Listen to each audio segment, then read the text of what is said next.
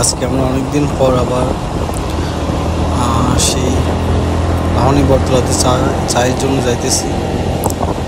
আমি বান্টি আর আমার ভাতিজাকে নিয়ে। লাহনী বটতলার চাটা অনেক স্পেশাল। আমাদের প্রায় এখানে যাওয়া হয়, বিশেষ করে ঈদের প্রতিবার। ঈদে তো রোজার ঈদ, কোরবানির ঈদ, ঈদে আমরা বন্ধু, ছোট ভাই সবাইকে নিয়ে যাই। তো আজকে আবার যাইতেছি। এখানকার চাটা আসলে অনেক স্বাদ।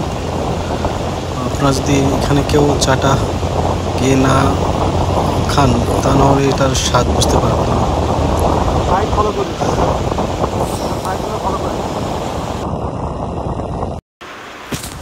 তো আমরা পৌঁছে গেছি।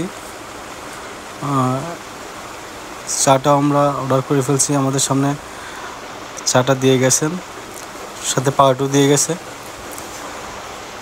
আমার ভাতিজাকে বলছি খাইতে খাইতে, ভাতিজা লজ্জা পাইতেছে, পাশে অনেকগুলো মেয়ে ছিল এই জন্য। আমার বান্টি ভাইয়া হাসতে হাসতে বান্টি ভাইয়া চাটাও পান করে নিল সবার আগে, কিন্তু আমার ভাতিজা অনেক লজ্জা পাইতেছে।